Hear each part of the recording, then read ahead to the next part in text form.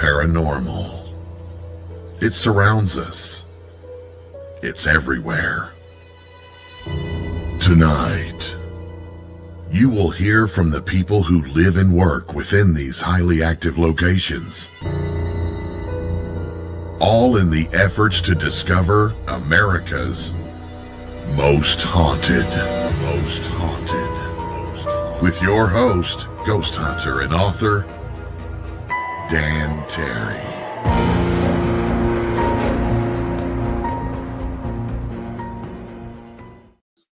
Good evening, boys and ghouls. I am Dan Terry, your ghost host with the most haunted. We got a really good one here. And I'm so excited, I'm even wearing my Trans-Allegheny Lunatic Asylum shirt. There it is. Because a lot of ghosts there too. But this one, I was just talking to the lady and, well, sit down and you might want to pull the shades down on the windows. You might get a little paranoid on this one.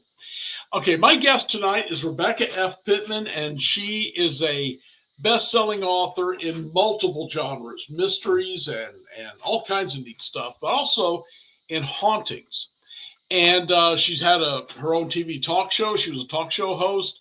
She's the author of History and Haunting of the 1771 Enfield House in Connecticut, which is what we will be talking about tonight.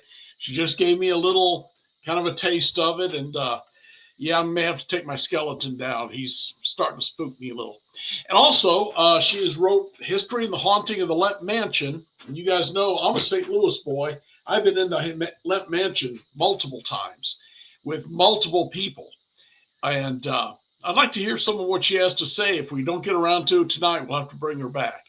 And she's also wrote the same books on Lizzie Borden House, the Salem, Massachusetts, and of course, the Myrtles Plantation.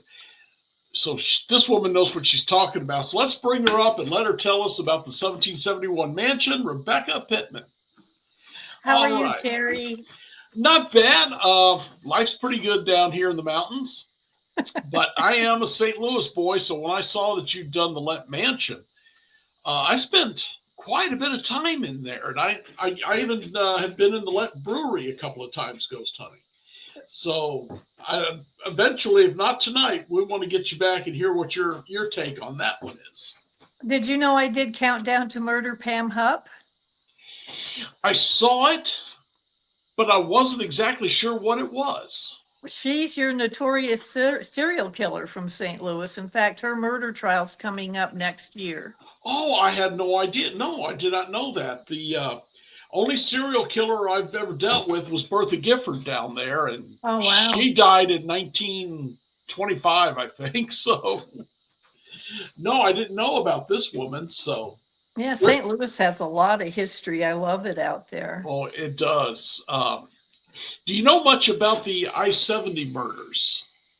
Not enough to speak to it with a great amount of detail, but I'm familiar with it. Yeah, there is a theory that they were using the old Lemp Brewery as a place to hide women and torture them.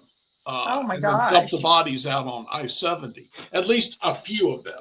Okay. And some of the spirits we hit across there kind of hinted at that. So I don't know. It's kind of interesting.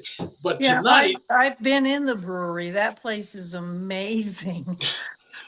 And my friend Dr. Farley, he's running the ghost tours now of the Lemp and the Lemp Brewery and the Lemp neighborhood. He just recently found yet another basement that was blocked off back before the Lemps owned it. Huh. And it's a tunnel and a big section under the ground there that they didn't even know existed. So, well, Billy Lemp, the son, his mansion was kitty corner across the street from the Lemp Mansion. And he too had a spiral staircase going down into the caves that linked to the brewery. So I know, yeah, there were two from two different homes. I didn't realize there was another one. Are you saying there's two in the Lemp Mansion itself? No, this was in the Lemp Brewery. Oh, in the well, he was down there. He was cleaning something and found what looked like an archway. And as he cleaned it up, he found it was a blocked off section of the tunnels underneath. That's exciting. And from the dates that was carved into the stone, it looks like it was blocked off even before the Lemps owned it. Wow. So a lot of neat stuff in St. Louis, but I want to hear about Connecticut. I've read the books about by the Warrens, especially they had one about cemeteries in Connecticut that they'd been to, and I know there's a lot of hauntings there. This one sounds like it takes the cake. You know, to be honest, in my History and Haunting series, I go and stay in the most haunted places in America, and I spend the night there multiple times. I'm usually alone. When I found out this had a demonic presence, I was very nervous about doing this book. I'd never Yeah. done a demon book. And when I went out to Enfield to interview the Yapel family that lived there today, and there's still paranormal activity going on now, I was really nervous that something was going to attach to me because the story of this home is insane. It's one of the oldest homes in Enfield. It's 200 years old. And of the 25 owners that owned this home, 24 of them had either mysterious deaths, disappearances, murders, suicides. When they took one of the walls down to remodel it, they found satanic writing. And this was the wall was probably put up in the mid 1800s. And there was the face of a devil drawn on the wall and symbols and the word Satan. And as you know, Dan, there's many ways that a home can become haunted. One of them is you invite it in through a Ouija board or satanic rituals. The other, it was there already, which could be tied to the land. And a lot of the experts I interviewed for the book do believe it was attached to the land because the evil spread to the neighboring houses on each side of this one, with even more weird things, people catching on fire, murders, ghosts. I've never seen anything like this. And I have heard of this kind of thing happening in the home, never stretching out to neighboring houses. That is shocking. Well, the original plat of land where this home is built used to be much larger. It was a big farm land that went back almost 2 blocks. So these homes that are there now were built on the same property that once belonged to the Thompsons. In fact, it was called Thompsonville. Enfield and Thompsonville are used interchangeably. They're kind of like little districts of each other. So there was a lot of bloody warfare that happened right there. A lot of Indian warfare, Revolutionary War, the Salem witch trials. Some of the people left Salem and actually built their homes 2 streets over from this house way back then. And then what I found out was through Tom Gormley, when I interviewed him for the book, the Connecticut witch trials were actually 40 years before the Salem witch trials. And they hung even more people than Salem did. And that was only 30 minutes away from this house. And why wasn't that as famous as the Salem trials? I have no idea. That's probably because they didn't put these girls on parade and get the kind of attention that Salem did. Plus, with Salem coming later, you had, more opportunity to have written reports, documents. But yeah, it's a lot of things happened within a few minutes of this home. Okay. So there's a lot of stuff going on right here. Well, at what point did it first become known that it was a haunted place? The very first owner that we have record of from 1869. Before then, the records were either burned or they weren't keeping them. A lot of the records I researched and that the owners gave me are in pen and ink quill. That's how old they are. But he was a millionaire, richest family in the area, and he ended up declaring bankruptcy. Then all of these strange things started happening to his family. His daughter was one of them that caught on fire and burned to death. I have their autopsy reports and their death certificates that were supplied to the owner of the house there, and they were nice to share all of this with me for the book. And it just started from there. And it was just one family after another of strange falls down the stairs, inexplicable things happening. And then by the 1930s, it had ramped up to murder and suicide. And at one point, Jay Apel, who owns the home today, did remodeling when he moved in. Mhm. Not only did they find satanic writings in the wall, when he and a friend took down a wall, 40 some bullet casings fell out of the wall. We're not talking bullets, we're talking the empty casings. Mhm. And this was where, right after the family who had lived there completely disappeared. I wanted to ask you because you mentioned that earlier. How does a family, and what year was this? This would have been back in the what, 70s, 80s? This was 1930. Oh, in the 30s. Okay, well, it'd been a lot easier to disappear then, I suppose. But when you say disappear, you don't mean they all died or they were found years later in different parts of the country, or? No, this is bizarre. So Charles Campanetto is one of the more famous names associated with the house. He was thought to be a gangster, and the family of 5 were living in the house. They were renting it from the owner, and Charles wanted the house. Well, when he and his wife moved in, she's looking around going, what the heck? Everything is intact. It looked like they had just sat down to dinner. The moldy food's still on the plate. All of their belongings are there, everything. And we're talking a family with children. They had completely disappeared. The wife ended up putting some of the furniture in the cellar, and some bones, some teeth have been found in the walls, bones in the backyard kind of thing. But what people surmised was, did this gangster kill this family to get the house? And is that where those bullet casings came from that he hid in the wall? But then he is having an affair with a woman living down the street with her husband and children. And one day he gets up from lunch with his wife and kids, and the story was told by the young son to Jay Apel, who owns the home today. He verified everything. He goes, Dad got up, Mom knew where he was going, and he was going to go get his mistress from right down the street, and they were going to run off together. So the night before, he put the house in his wife's name. They all knew that they were going to run off. But he went down the street to their home where they were having lunch, knifed his mistress 7 times, knifed her husband, slit his throat and shot him, and then shot himself in the head, and was carried back to this house in Enfield that we're talking about now, the Enfield House. And I think they laid him on the floor, which they did back then. They called it the death room, the parlor. Today we call it the living room. But there's a big red blood stain that's still there on the floor. Obviously it's faded to brown, but you can see the whole outline of a body. And I think they carried him in and laid him down there and said, here, what do you want us to do with him? And then they finally had a very played down little funeral burial for him. And I have pictures in the book of his tombstone and the man he killed, and they are on the exact same day. The woman he knifed lived for 4 days before she died.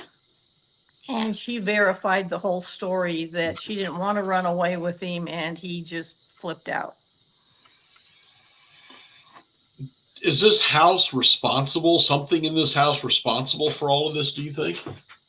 Well, the fact that they found what they believed to be 2 demons, one in the cellar and one in the attic, shadow people. Oh my gosh, there's so much stuff going on there. I mean, it's something I've never seen before. I heard things when I was there. I heard things walking around overhead when nobody was up there. It's going on all the time, these big bangs. So I know something's there. Bishop McKenna, who was very famous for the Amityville Horror, working with the Warrens, he came in and blessed it twice. And they believe they got rid of it in 2015, but he warned them, if you do anything else, even if it's people coming in that you don't know about that are inviting things in, or there's a lot of negativity or fighting in the home, it can come right back again. Right. And there's just stuff going on constantly. So whether it was already there when these people moved in, or whoever wrote the satanic writings on the walls brought it in, I don't know. Okay. But they have so many witnesses that I interviewed for the book. One of them was an investigative team that was there. And there was this huge crash from upstairs, and their babies are twin daughters. They were born in the house, and they had their cribs up in the nursery. And Elka, the mother, went running, and the investigator was right behind her. And the Winnie the Pooh lamp had levitated, I guess, and smashed all over the floor. And all over the white duvets of these two twins' cribs were bloody handprints, blood all over the walls. And I have pictures of those that they took, but they have witnesses for all of this stuff that they claimed. And these guys are pretty big deal. John Zaffis from the Haunted Collector was out there. I interviewed him. Joe Frankie, who was with the Warrens for 40 years, Thomas Gormley, who puts on all the Paracons. These were people who were there, including friends who witnessed shadow people in the basement with red eyes. HVAC people would be working in the basement, hear something growling at them, and turn around and see this thing with red eyes, and they'd be bolting out of there saying, I'm done. Right. It's just one of the most fantastic stories I've ever seen. So when you was there, aside from the sounds of something walking in the above you, anything else you lived through? We finally went up to the attic, and I have to tell you, I have stayed in the most haunted places by myself. I've had my blanket pulled off of me. I've watched my earrings go down the mantle at Lemp Mansion. I heard gunshots in the hallway. I don't scare very easily, but when we went up to that attic, I was so uncomfortable. The whole air felt like it was coming in. And I was there with Joe Frankie and Jay Yapel and some other people, and I thought, I don't want to be here. And I have never felt like that before. In fact, something happened because the daughter, who has a bedroom in one part of the attic, came over and said, Dad, there were shadow people at the end of my bed again last night. So I'm like, I think we're done here. And I was so frightened that I made sure I was sandwiched between two men going down the stairs because I thought something was going to push me. Joe Frankie, is he the ex-New York police guy that worked with the Warrens? I don't know that he was ever ex-police, but he was with them for 40 years. Okay. I know there's several people who had worked with them for many, many years, and is just incredible. You saw some of this, heard some of this. The daughters, who you say are what, 18 now? Something? Yes. Yeah. And they're still living there? They are. And what was interesting, to wrap up the book, because I was there 2 days, I did not stay there. It's the only house I did not want to stay in. The demon thing freaks me out a little bit. I can see that. And I asked Mackenzie, and the twins are very different. They're fraternal twins. Kenzie's very direct and outgoing, long dark hair. Courtney's very quiet and shy and wavy blonde hair. But most of the stuff happens to Courtney, the shyer one. She senses things, she sees things. And so I asked the girls to wrap up the book. I said, would you miss the house if you moved? And Mackenzie said, I would. We were raised here. I've gotten used to a lot of it. When you've grown up with it, you get used to it. And I'm going, I don't think I could ever get used to this. And she said, it's a part of our history. And I feel honored that some of these things happen to us. But then Courtney said, I wouldn't miss it at all. Yeah, she's the one experiencing the most of it. Yeah. What about the parents? What did they have to tell you about? Well, they've been there since 2006 is when they moved in. Elka was 7 months pregnant with the twins when they moved in. And the first thing that happened, where they knew something was wrong. Elka had a vibe about it when they first walked in, and she didn't want to live there. She told Jay, I don't feel good about the house. But they did go ahead and buy it. And as she's walking down the cement steps out front to go run an errand, she's 7 months pregnant. Something pushed her and she landed on her pregnant stomach on the sidewalk. Oh. And Jay rushed her to emergency. And luckily the girls were okay, but they put her on bed rest for the rest of her pregnancy duration. Well, Jay had to go to work. So he gets her all comfortable in the bed upstairs, which is right. You got a bird's eye view of the staircase to the first floor. And she's propped up in bed with her two little Yorkies, and the dogs start going nuts. And she's going, be quiet. She has a German accent. I just adore her. She's the sweetest thing. And she goes, what is wrong? What's the matter with you? Quiet down. And all of a sudden she hears creaking coming up the stairs. Mm. And she's going, Jay, is that you? If that's you, please tell me. And there's no answer, but she can hear scratching on the staircase wall. And now she's freaking out. And she said, Jay, please tell me if that's you. But she knows he wouldn't be that cruel to her. Right. And all of a sudden, this giant black dog with these greasy spiked hackles is in the doorway, growling with spit flying. And the dogs are going nuts. And she's trapped in the bedroom. The only other place to go is up the attic steps, but then she'll be trapped up there.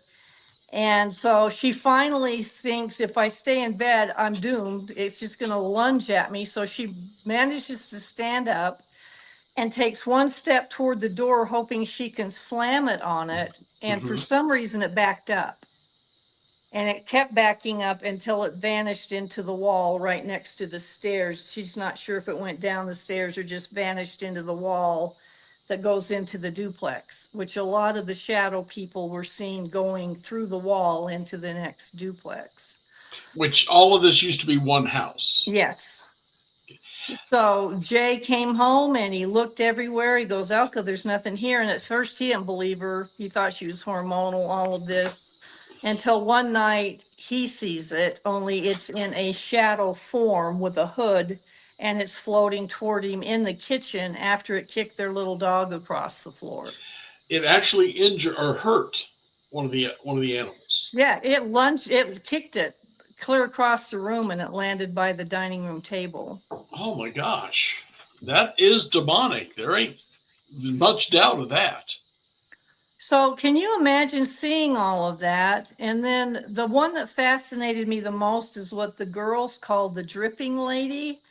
So what happened was people would be over and sitting in the living room, and suddenly these drops of water were landing on their arms or dripping down their face, and yet there was nothing there. And Jay made a point of saying, there's no pipes in that ceiling, and there's no water spots, there's no nothing, and they'd evaporate like the minute they hit you. And this went on for a long time. Well, once they got rid of the demon in 2015, then this floating woman with long black hair and a long wet gown started appearing. Like Mackenzie said, she looks like she's 13 years old, and that she'd be floating above their bed. And she's dripping wet, and she dripped water on their friends that came over. And I think once the demon was gone, a lot of these ghosts that it had subdued started coming to the foreground. Okay. A lot of psychics and other people there said that house was like a train station, a portal of ghosts coming and going through there. And so the dripping lady fascinated me, because in my research, I didn't find anybody that drowned in a well or anything. They could have. There was a well on the property. What if it was one of the Connecticut witches? Because they used to do swimming the witch, where they dunk them in water. And she had an old-fashioned nightgown on. But of all of the ghosts they told me about, that one was very unique to me. That sounds like some Ring movie stuff going on here. Yeah. And then Jay came out of the bathroom right next to the girls' room. This is when I think Courtney was around 10. And she's sitting on the lower bunk bed with her ear pressed to the wall. Mm-hmm. and it's an exterior wall. The only thing on the other side of it's the backyard. He goes, honey, what are you doing? She goes, they're having a party over there. I mean, this is freaky stuff. And he Yeah. goes, who's having a party? She goes, there's people having a party and playing old time music, and they're going to come over and kill us. They said they're going to come kill us. He goes, honey, there's nobody there. But then he sits on the bed and he puts his ear to the wall and he hears it. And it's like this 1940s piano music, and it sounds like a crowd of people talking, and he just jerks her away from the wall. I mean, this house literally has everything you can think of that would scare you to death. Yeah, and it's given me the heebie-jeebies just sitting here in my own home listening to it. It's amazing. Rebecca, let me step away for just a little bit, run a couple of ads, and if you'll wait, I'll be right back and we'll take this up here, okay? Sounds good. All right, be right back with you. Friends, this has got me creeped out. I mean, those of you all who know me know that I have ghost hunted in some pretty incredible places and never, I don't run, I don't get scared, I just look into it. But I have never seen anything 1/10, including the one possible demonic case I was involved in. I have never come up with anything 1/10 as weird as this thing is. So, well, we'll have to listen more and see what else Rebecca has to say. But boy, this place has got to be on the top of the line. Speaking of the top of the line, of course, let's check this out.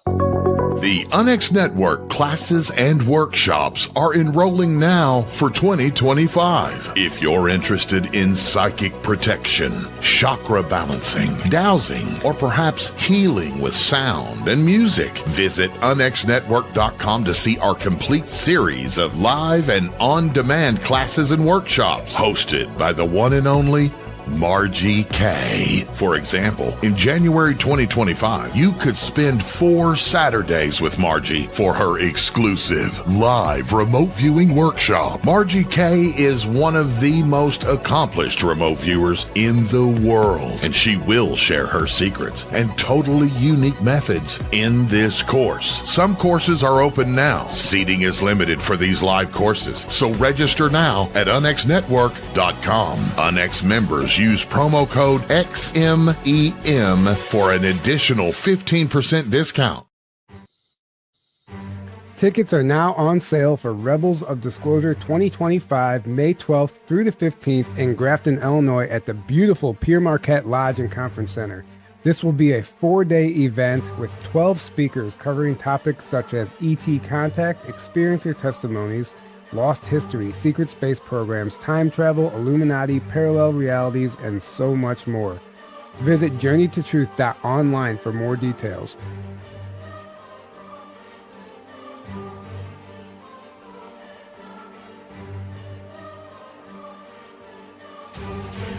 Are you thinking about purchasing a wood-fired heating or cooking appliance but don't know where to start? The new book, Wood-Fired Heating and Cooking, will guide you through the process and make the decision much easier. Find out about wood stoves, wood-burning fireplace inserts, masonry heaters, cook stoves, brick ovens, and more. Learn about operation and maintenance, buying and storing wood, even how to make your own charcoal. A bonus section includes delicious recipes for cooking in a wood-burning oven, grill, tandoori oven, or smoker. The wise homeowner, prepper, or homesteader will have the ability to heat their home with wood when the power goes out or to save money on increasing gas bills. Wood-fired heating and cooking is available at Amazon. Visit www.woodfiredpub.com for more information. That's woodfiredpub.com.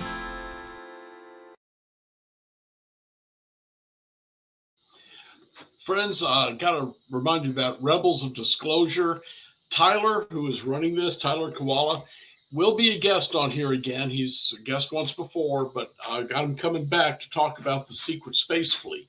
It's a topic I'm really into, and we were both at the XCon last year in Springfield, Missouri, but I had to leave and was not able to hear his lecture, so I'm hoping to get some more from him. Just keep it in mind, next couple of weeks, we'll have Tyler on here too. may make you want to check this conference out. And now I got to get back to Rebecca because I think I've calmed down enough now. Rebecca, like I said, I've been in the Lemp overnight a couple of times. I've been all kinds of haunted places and asylums and prisons, and yet this thing, like I said, 1/10 I've seen of what you're describing that these people are living through and not leaving. Well, that's what got me interested in writing it, because again, I didn't think I'd ever want to do a book about demonic activity, although there's a lot of paranormal going on here. The saddest one to me was the Gadaraski family.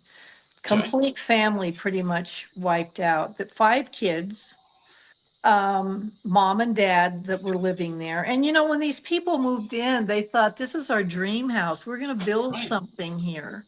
And that touches my heart. But so the youngest, little Stevie, he fell down the stairs. Now, whether he was pushed or not, I don't know, but it gave him a head injury to where he was wearing a football helmet for a while. And on the 4th of July, he rode out into the street to his friend across the street and said, Vinny, my dad's taken me to Six Flags, which was nearby. And he was all excited. He goes, can you play when I get back? And he goes, yeah, come on back and we'll play. Well, he died at Six Flags. He had a seizure on one of the rides. Now, someone could say, well, he'd already had a head injury. That could happen. Roller coaster, something like that could have triggered something, but he died. Shortly after that, he had a pair of, this house tends to attract twins, which is odd, but he had twin brothers, and the one brother worked for the police department. Okay. Everybody was happy. Everybody was, certainly, the loss of a child is really hard, but the rest of the family was doing all right. And the son got up and went to work as usual, said hi to the guys, went to the locker room at the police station, and the next thing they knew, they heard a gunshot out of nowhere. He just put his service revolver to his head and shot himself. A few days later, his twin brother went out and hung himself in the barn. And the neighbor said, we were just talking to him yesterday. He was laughing and this young man's name was Robert. Okay. And he went out in the barn and hung himself. Then the daughter, there's 2 versions. One was that she and her boyfriend went off in a truck and turned on the carbon monoxide. A neighbor said no, she actually turned on the gas in the kitchen and killed herself. The only surviving child of the 5 went off into the military, and when he came back, the mother had been committed by this time. I can understand that. Yeah, and he said, Dad, we're getting you out of here. And he made his dad move. Now, here's what's really odd. I talked about Courtney, the twin, the Yapel twin that's living there now. When she was 2, Elka was potty training her. And they didn't know any of the history of the people that had lived there before. They didn't start looking into it until a lot of weird stuff started happening and they wanted to know more about their house. Yeah. But little Courtney, 2 years old, climbed up on her toilet seat and she said, Bobby, suicide. Bobby, suicide. She's 2 years old and Elka's going, what? And she thought, where does a 2-year-old learn that word? Yeah. And she thought she meant Barbie because they had Barbie dolls. She goes, Barbie? She goes, no, Bobby. So she got up on her little toilet seat, cocked her head and swayed like she was hanging. Oh, God. Yeah. And she goes, Bobby, out there. And she pointed to the backyard and then she just got down like nothing had happened. And as they got a little older, they noticed they had an imaginary friend named Bobby that they would talk to, and they'd clam up when Jay or Elka said, who are you talking to? That's bizarre. Yeah. And then they had another imaginary friend named Casey who was telling them to do bad things, including hit one of the dogs over the head, which they would have never done before. This Casey looked like she was a young 20-year-old in an old party dress, and came into the master bedroom one night and jumped on Jay and held him down. And he felt like his vision was going into tunnel vision, that she was sucking the energy from him. He's a big guy. He was in the Navy, and he could not move his wrists. He was paralyzed. He couldn't make any noise for Elka to help him. And then he heard this big pop sound, and Casey was gone. And when he could finally talk and got Elka to turn over and talk to him, she goes, "What is wrong with you?" And he goes, "I was attacked." And they turned on the lights, and he had red welts on his wrists. So, and then another time, Elka was going down the driveway to get the mail, and she heard a strange noise. She couldn't figure out what it was. Something had put the truck into reverse with no one in it, and it was rolling toward her. And if she hadn't turned just in time, it would have run over her. And the little girl walked up, and she goes, "Casey doesn't like you very much." I mean, these were little girls. A lot of this happened when they were 6 and 7 years old. And so, yeah, to interview them was really an amazing, I don't know if it sounds weird for me to say treat, but to talk to people who had lived through this, and that these girls have lived there their whole life and had all this, and they're calm. They'll say, "Yeah, we see shadow people walking down the hallway," and then they'll turn and go through the wall into the duplex. So Mackenzie, and she's 18 now, makes t-shirts for the house. And she uses the duplex side that they use for renters that the paranormal people can use. And she'll be up there till 4 a.m. working. And that's like she said, the ghosts have a time when they want that part of the house back.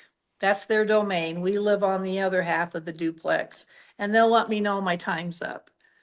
And I said, "How do they let you know your time's up?" She goes, "There'll be scrapings in the wall, knockings on the inside of the closet."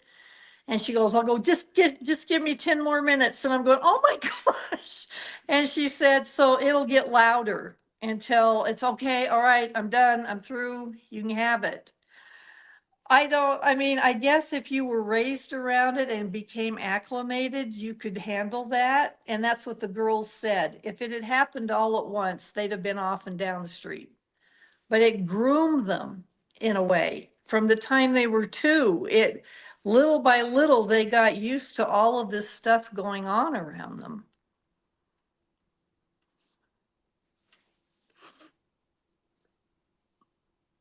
I lost your audio, Dan. There it is. Sorry. There it is. Yeah.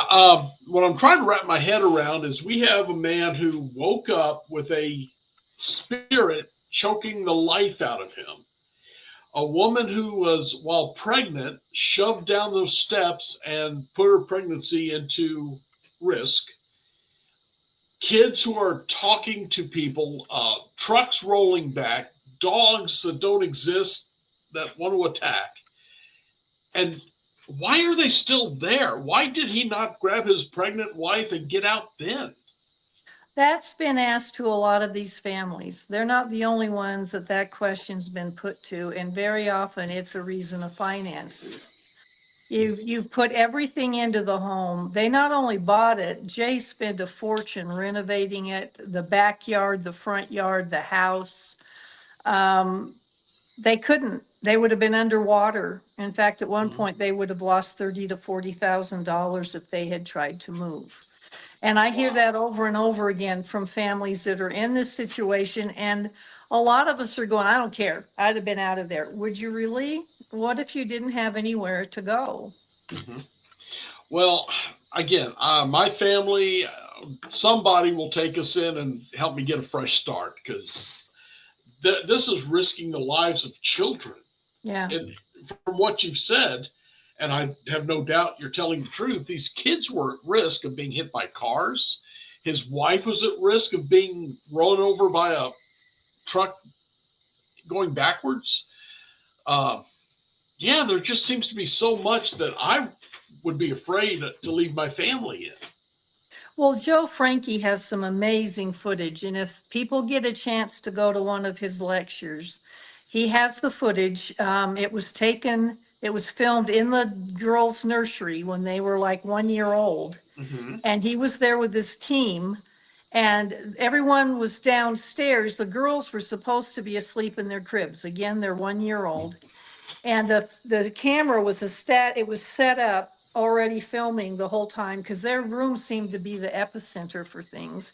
They hear this crash, and suddenly Joe's photographer is yelling, help me, Joe. And he went running up there, and she is huddled against a door frame, and she had stepped into the nursery to take some still pictures of while the kids were sleeping, and something picked her up like a rag doll and threw her down the hallway. In the footage, you can hear it because it's out of shot. But what you see is Courtney standing, jumping up and down at the end of her crib, looking out the door. And she got a pacifier in her mouth. Elka comes running into her, and you hear the growl. And it's just scary. It doesn't sound like a dog. It's somewhere between a dog and a human. It's guttural. To me, it sounded like it came down by her ankles. And Elka goes, there's something growling in here. And you can see her face is just frightened to death. Sure. She goes to grab Courtney to get her out of the crib, and you see this anomaly lift out of the other end of the crib and go into the wall. I've never seen footage like this before, and Joe showed it to Lorraine Warren, and she said, honey, I have never seen anything like this. And he goes, Rebecca, the other side of that wall is the driveway. There's nothing out there. But I have still photos of it in the book, and you can see it. And it's just incredible footage. So all of this is documented. So many witnesses that have, I interviewed 11 people for the book that either were investigators that were there, priests, friends that helped and saw things. It's an amazing story. Even aside from the demonic aspect, it sounds like even the real ghosts. John Zaffis, I was at one of his lectures, and someone asked him about ghosts, how much they could lift or throw, and he said about a pound. This is, and he may have changed. I mean, we all think one thing and then learn something else as time goes by in this. But yet, can you imagine a ghost being able to do any of this, throw someone? Maybe that was the demonic. It was the demon, because the growling was always heard when it was associated with it.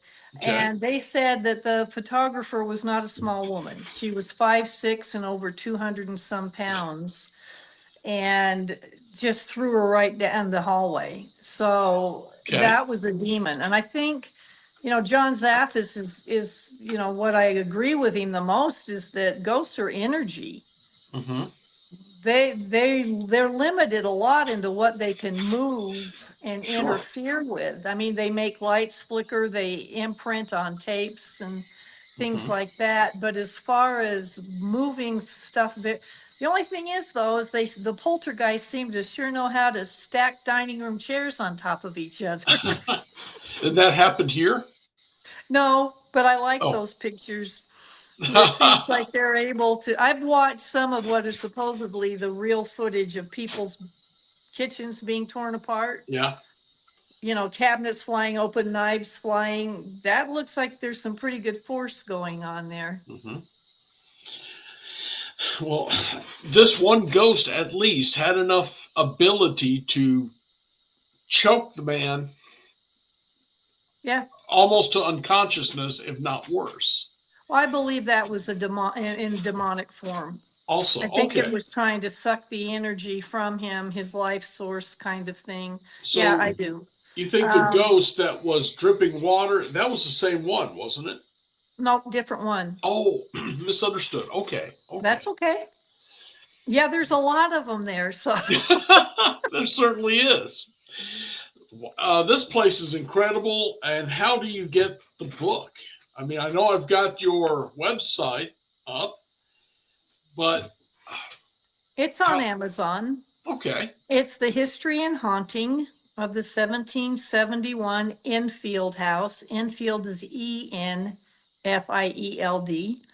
And the book that came out right before that one is my segue into writing a murder mystery with paranormal Mhm.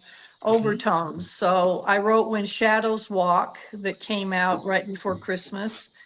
And it's been called Agatha Christie with a paranormal twist. And it's Okay. all 5-star reviews, so I'm very proud of it.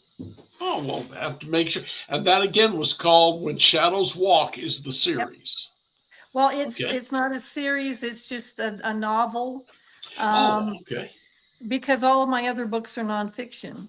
And I've Mhm. always wanted to do a novel. And so this one's a murder mystery with some supernatural elements to it. But the next book will be back to The History and Haunting, and it's about the Smurl family in Pennsylvania. And I believe that's the story behind the Conjuring 4 movie coming out in September. Will your book be out by then? Yeah, it'll be out by June. Oh, we'll have to get you back then so we can talk about that one. Tell me about Salem. What did you discover when you was there? The books, The History and Haunting of Salem, The Witch Trials and Beyond. So it's not only a comprehensive overview of the Salem witch trials with actual documents, transcripts from the time, still written in the Old English language they used. Uh-huh. But I got to stay in the John Proctor house, and John was one of them that was hung for Okay. witchcraft. And this house is super, super old.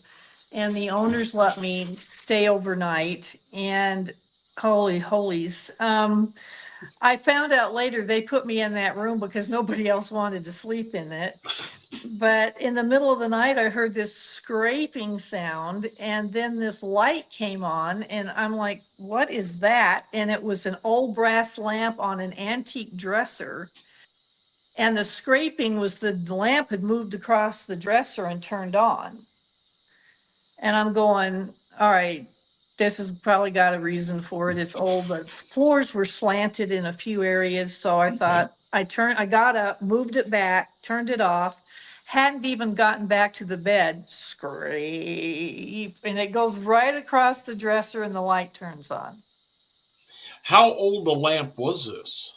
It was an antique. I don't know how old. You could plug it in, so obviously it wasn't from but the rest of the house was. I mean, the fireplaces, you could stand up in them. They were Wow. huge.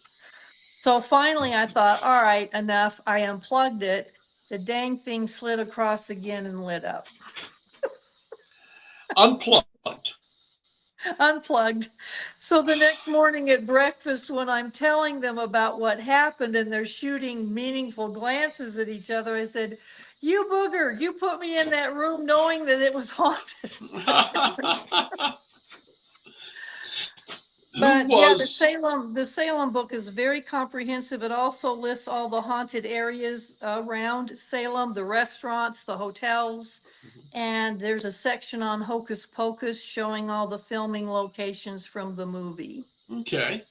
The sheriff that was part of all this, and I cannot remember his name right now. I should, but I can't. I Corwin. understand. Yes, his place is very haunted. Is that true? Yeah. Yeah, there's a lot of the places along there are really haunted. Essex Avenue, which is pretty much Main Street Salem, lays on a ley line. Mhm. And they used to call it Judges Row because so many of the judges back then had homes on there. But ley lines are typical for having a lot of energy associated with them. Mhm. They're the Earth's very own electromagnetic fields. There's one beneath Stonehenge. There's a cross of them underneath the pyramids in Egypt. There's a reason people's homes are on these, and the reason activity seems to happen around them. Why do you think a judge, especially in that time, would want that kind of power on in his house? I don't think they knew about it. In Okay. Salem, I think that was an accident, but I think it added to a lot of the stuff going on there. And if you add water to it, if there's a river nearby or it's wet, it even amplifies it all the more. Right. And I have dealt with a lot of bridges that were haunted for that very reason, I believe. Yeah, water's a conduit. And it's interesting because I live in Colorado, and Colorado Springs is 2 hours from me, and that's where Tesla built his first lab. Mm-hmm. And I don't believe it's an accident that he got the map of the area and built it right above where these aquifers were. Mm-hmm. And those are underground rivulets of water that are contained in chalk or something holds that water there. So he's using electrical currents that are going down into this and sending out all of this electricity. So I think he deliberately found locations that had the Earth's built-in electromagnetic fields and water to amplify his experiments. But I find it fascinating. Was this where he built the big tower? Mm-hmm. Okay. And if I remember right, when he died, his backers tore it down and took all of his information. Yeah, he built 2 towers. The original one was in the 1880s in Colorado Springs, and then he went out to New York to build his biggest one, and JP Morgan was going to back it till he found out Tesla wanted to give away electricity for free, and then they destroyed him. It is the saddest story. He died penniless in a hotel room. That is the sad part. And of course, Thomas Edison had his hand in destroying the man as well.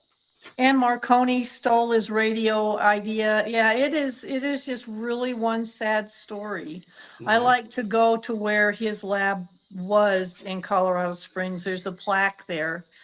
His view of Pikes Peak, he chose it because of all the lightning storms that area gets. But anyway, I could talk about that stuff for a long time. Well, someday maybe we will. But for right now, I do have to let you go. But Rebecca, you have caused me more nerve problems here, or whatever you want to call the heebie-jeebies, than I've ever had talking to anyone or been in any place. I apologize.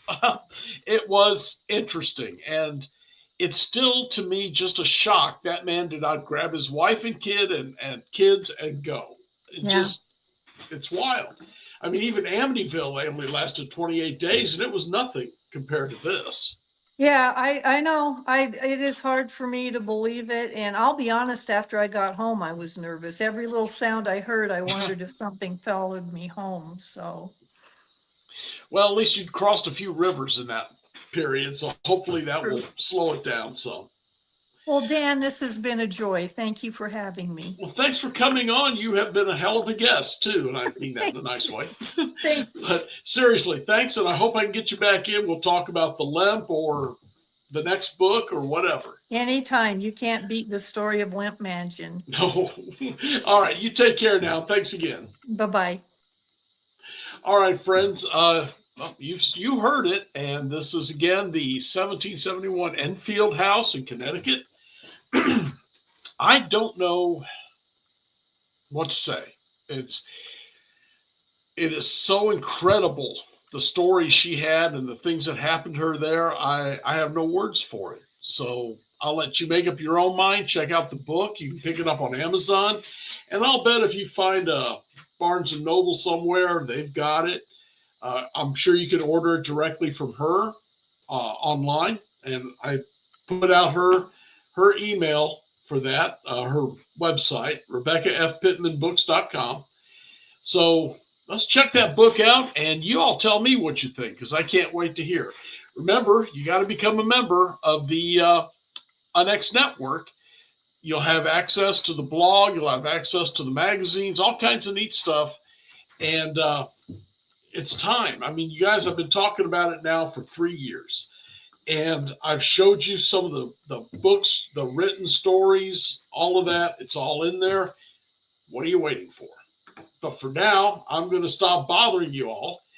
And I'm going to step out, hopefully not to that house, because I don't think I'd want to be in there.